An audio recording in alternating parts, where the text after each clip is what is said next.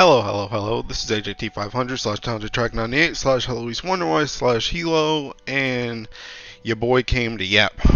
I gotta do a Sieg Sword Redux video. So I actually don't have a notepad this time. I'm just gonna go off the top of my head, but I've got like a lot of stuff to talk about when it comes to these Sieg swords. So like the thing about it is, as you guys have probably been seeing from my channel, I've been testing a lot of Sieg, like 3 Sieg stuff, because I feel like not a lot of people got 3 Siegs, and a lot of people are confused whether or not they should get 3 Siegs, and I'm like one of the only people that makes Earth stuff in the first place anyway, so it's like I tried to test it as much as I could, and I'm sorry that this video is coming out like right after the banner ended, so you can't really like roll for it anymore if you want to go for a third. But like I've literally been testing for 5 days straight just on everything, and I wanted to really make sure that I was like sure of what I was saying before I tried to push people more on the 3 path. Now what I will say, I'll preface this again, as I've said before and I've said from jump, I don't think you need 3. I don't think you need 3. I think the really good sweet spot is 2. I think the really good sweet spot is 2. I think you can pretty much do everything that you can do with 3 with 2 of them. And I think one is still just a boon just in general, right? But I think there's a really strong case for 3 of them. Like, I'm gonna keep it a stack. Like, the thing about it is, there's no such thing as a coincidence, dude. There's no such thing as a coincidence, and I swear I have seen so many different instances of me fighting bosses, and for some reason it's always 4%. It's always 4%. It's always 4 to 5%, but I've seen 4% more often than I've seen anything else. I've seen a 4% difference between 3 Sieg swords being 4% higher than literally anything else I can put together. Literally anything else I can put together. I've seen it in multiple instances. So I've seen it in Womdus, I've seen it in Tefnut, I've seen it in Bubs, I've seen it in Ultimate Bahamut. I've seen it in at least 4 different things. I've seen this 4 to 5% variance. So I just really think the three swords is the strongest. Now, I'm going to say specifically the strongest and not necessarily optimal. And the reason why I say that is because there are fights like Leviathan Mare that exist where sometimes you actually need to control your damage and how much you do, because you need to push things at certain times. Because, like, for example, I can't really take more than 1 sword into Leviathan Mare with the testing I've done so far, because if I do, I push that boss too fast. I push that boss too fast if I use more than 1 of those swords. It's literally too strong. It's literally too strong. So I'm still trying to test that. Maybe I can figure something out with more than 1 sword, but like unironically with the comps that I have right now, it pushes too fast if I try and take more swords. So that's why I want to say 3 swords is the strongest, but you don't necessarily need the strongest. The big thing is, so far, now I don't know whether or not this is ring gated at all. All my Peaking Earth characters are ringed. So like, I don't know if you have less rings than me, if you'll actually see, like for example, on the Bubs that I uploaded, that Bubs with 3 swords got to 5% on the last turn before I took my turn. When I did it without 3 swords, it got to 10 or 11%. I still killed it because all of my front line is ringed. But if you don't have somebody ringed and you didn't have 3 swords, I don't know if you're going to always kill it on that turn, which can make you slower than somebody with 3 swords because you just don't have that power. You don't have that 4 to 5%. So it doesn't always matter. You may still kill that stuff, but at the same time, you may not always kill that stuff like 3 swords can. So that's just to say, 3 swords, again, I think is the strongest. I'm telling you, I sound like a crazy person. I was rambling to Ubikid last night about it, just like thinking like a conspiracy theorist, bro. I'm telling you, I'm not crazy, bro. I'm not crazy. 3 swords is legitimately stronger. I'm telling you. So I just want to go through. I want to go through some grids that I have right now. Pretty much, I want to go through standard standardized Earth grids that I've been working with right now, just to kind of show you what they look like with 3 swords versus not 3 swords. All right, so I just want to talk about some basic grids now, and the general setup for some of this stuff. So one thing I do want to say first is I want to get into some ground rules about three Sieg swords that I think are very important. Very important ground rules for these weapons. First of all, if you're going to use 3, I think you need to be double-sided. You need to be Titan. I think that's like bare minimum. You need to do that first just so you can like guarantee the 100% crit at all times. That also means you need Galleon Summon or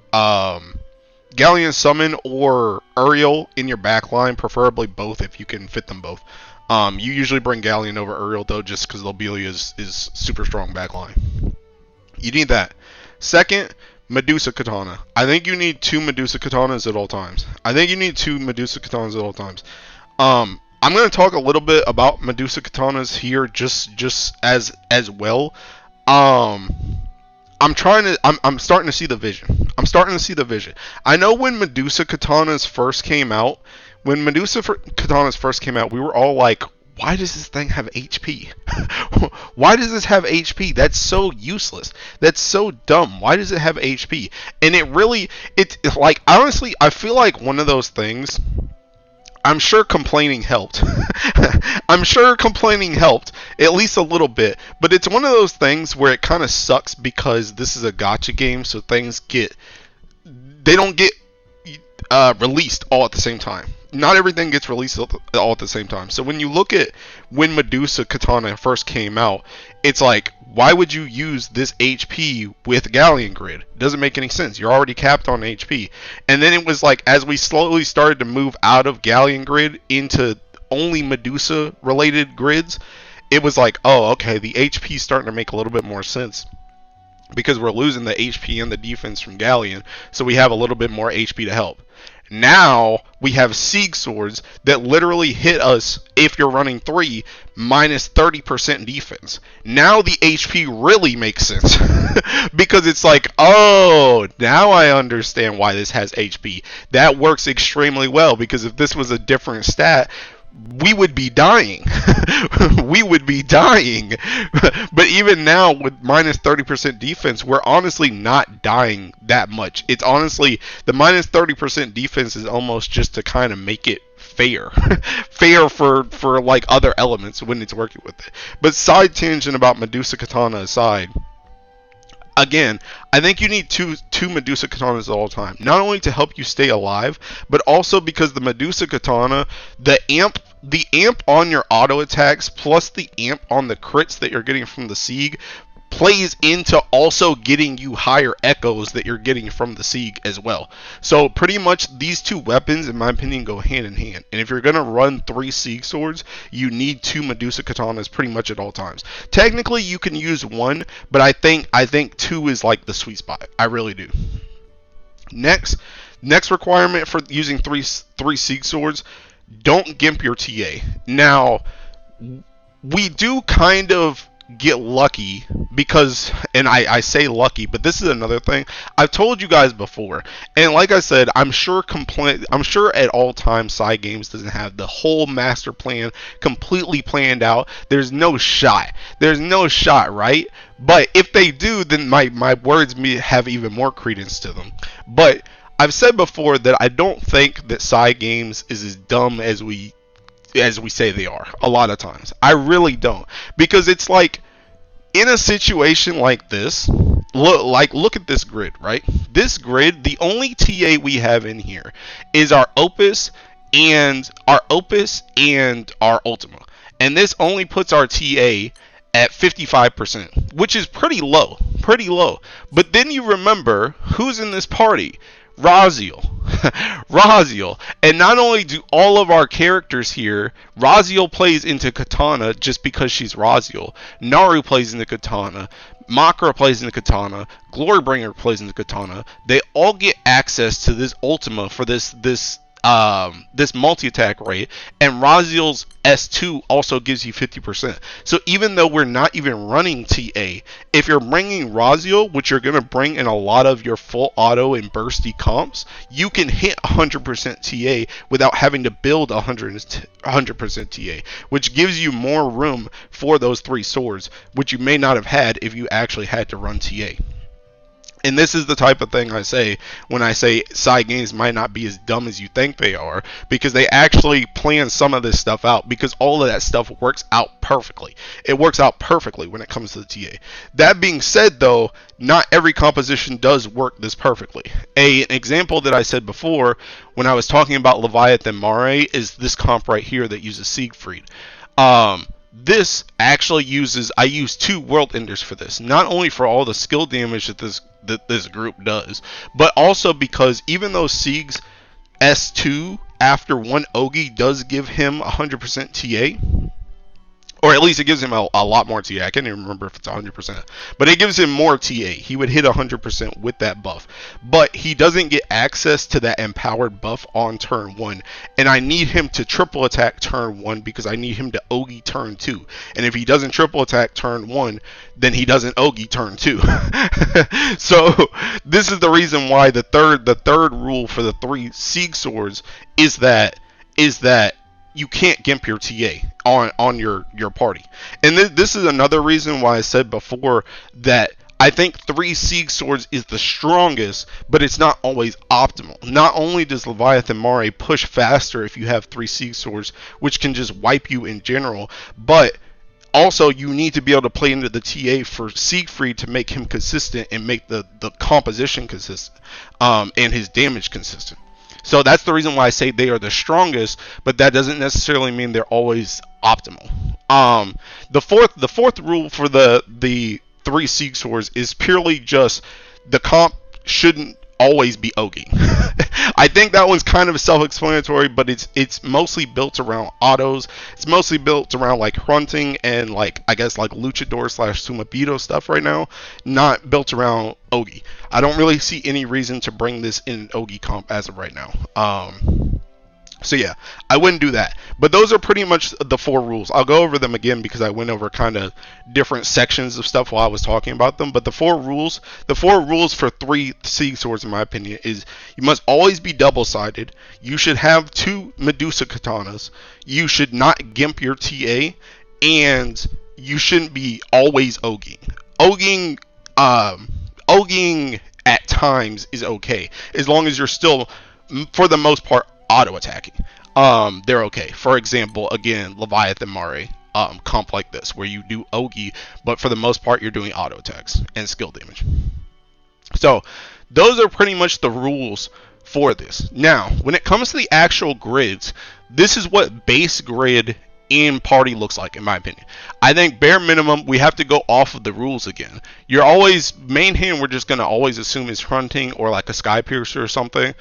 Ultima Opus, 3 Sieg swords, 2 Medusa katanas. This only leaves us 2 slots. Now, there are essentially, I would say, really 1 slot. Okay. Technically, it's 2 slots. I think when it comes to normal grids, 2 PNS is optimal in pretty much every situation that I've tested it in so far. It's always optimal.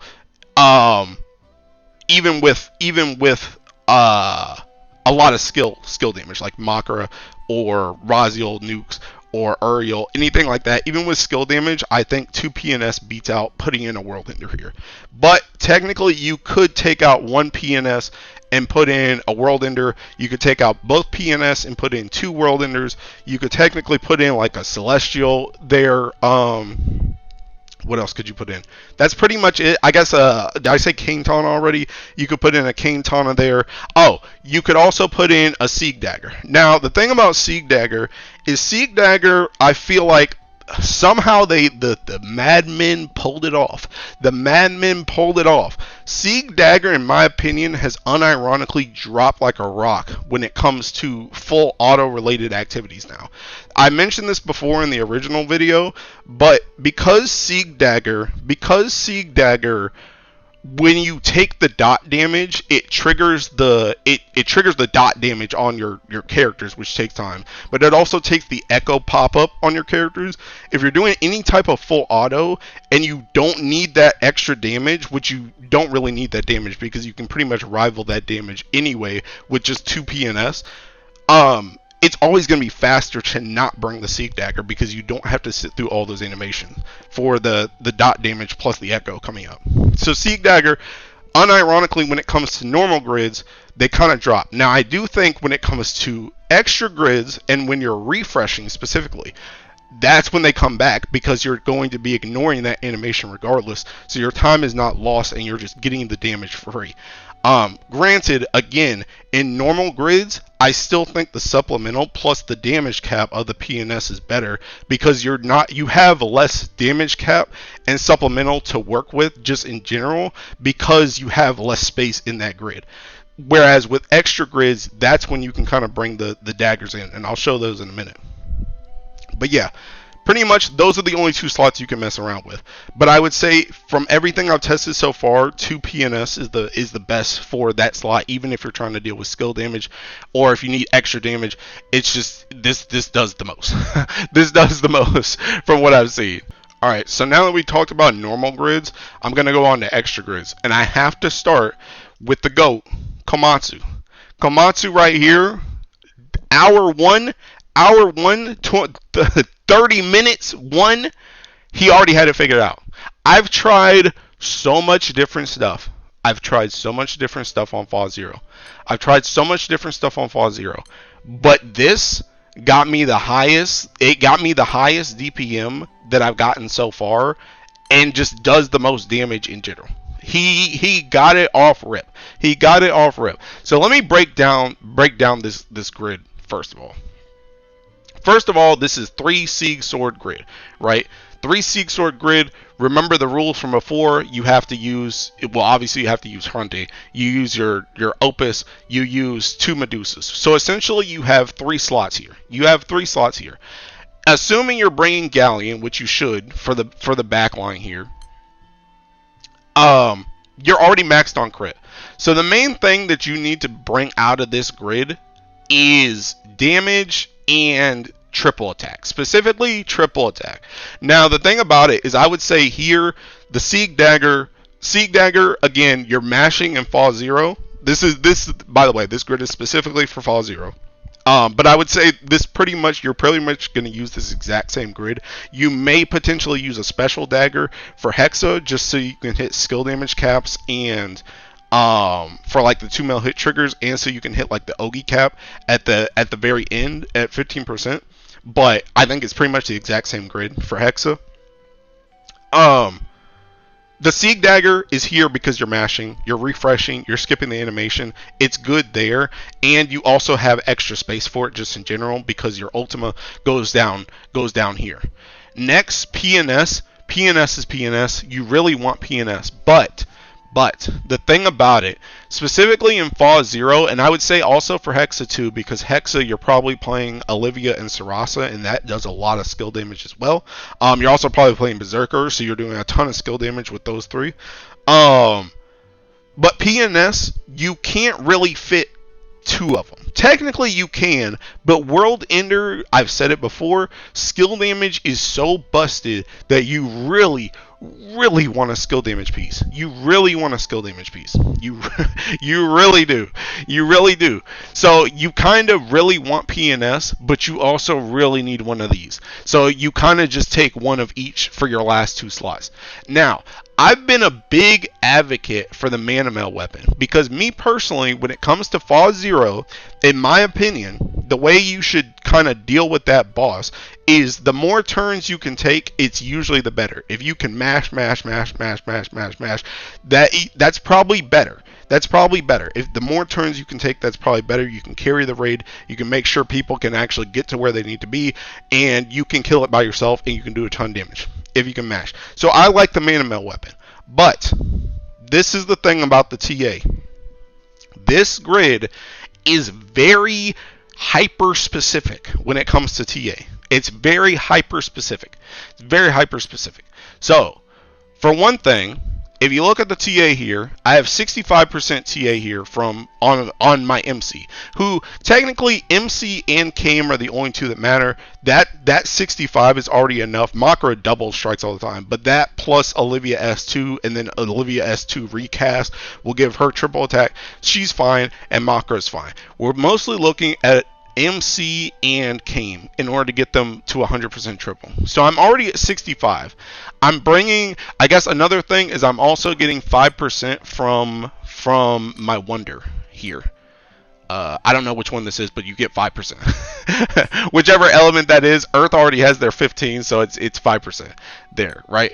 So you're essentially at 70% right now. You're at 70% off rip. Then Howmal gets you to 80. You have in your EMPs, you get another 10, so that you get up to 90 there.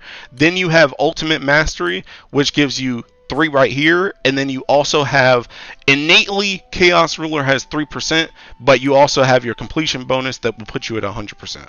Now for Kame, you need to get 17% TA some way, shape, or form, whether it's through rings, earrings, or artifacts in order to get him to be able to TA. Technically, you can also just press Olivia S3 if you want instead, but it's faster just to press Kame and just attack, right?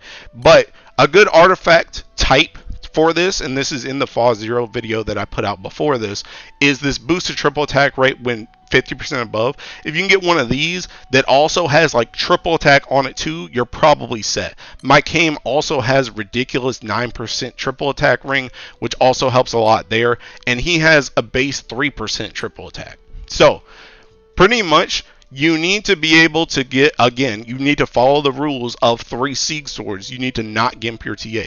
This grid does not gimp your TA. Going back to the Mana Mel weapon though, if you take out this World Ender, you gimp your TA. You gimp your TA. You gimp your TA. You're too low at this point. You can't pull it off. So you need the World Ender here. Now, again, for the Mana Mel weapon, I've been a big advocate of the Mana Mel weapon because I think survival is key. But the thing about this is this composition, because you're running 3 Sieg swords, you have to bring Galleon in the back. Technically, you can bring Uriel too, but Lobelia is way too good in general, but also specifically for this comp to give him up for Uriel, so you have to bring Galleon Summon here. The thing about it is if you swap out Belial Summon for Galleon Summon, not only are you getting more HP because of Galleon Summon, but you're getting more HP because you're not getting your HP cut from Belial Summon. Unironically, I think that like 10-ish%, or sorry, not 10-ish%, 10-ish K HP that you get, the difference kind of makes up for the defense that you're losing from not using something like Mana Mel weapon. From what I've tried so far, it honestly does not hurt nearly as bad as I thought it was, even with the minus 30% defense. I've also gone and I swapped Grand Order for Uriel. I used to run Uriel up here just in case I ever needed charge bar. I've also swapped Grand Order here, which can also help give me some HP as well, because I can drain with this summon as well. So that's pretty much how this composition is set up for me personally. And I think it works extremely, extremely well. I think it works extremely, extremely well. And it's very, very good. And it's faster and stronger than anything else I've played with so far. Now, the only other thing that I think could potentially be an improvement to this is if you actually do play how Komatsu plays, and he plays with Berserker MC. But that is only for specifically very, very, very fast rooms. And then in that case, you can swap your Opus to Sagacity Key. But you need to be playing Berserker for that, or else your MC is not going to be even close to TA, because you're going to drop 25% from what I already have right now, and I'm already barely making it. So it's just not possible it's not possible to be reliable without the Berserker MC. That being said, that's pretty much my stance when it comes to these 3 swords right now. I just think they're really, really strong. I think they're really, really strong. I think they are literally the strongest.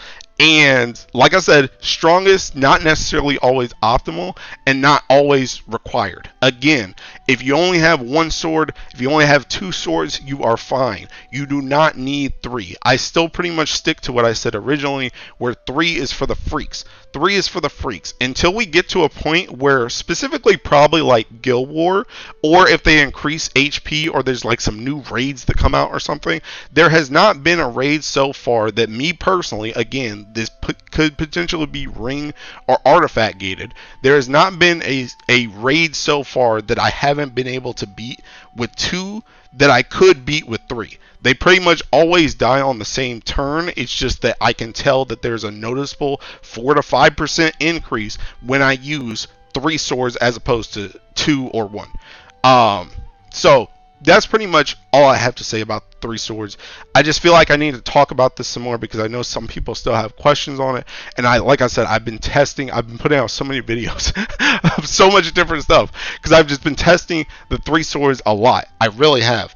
And I'm glad that they finally put something in for Earth that's like actually good. Unironically, I said this on Twitter like the other day, but unironically, it took a lot of complaining when it comes to Earth, but I'm happy. I am happy.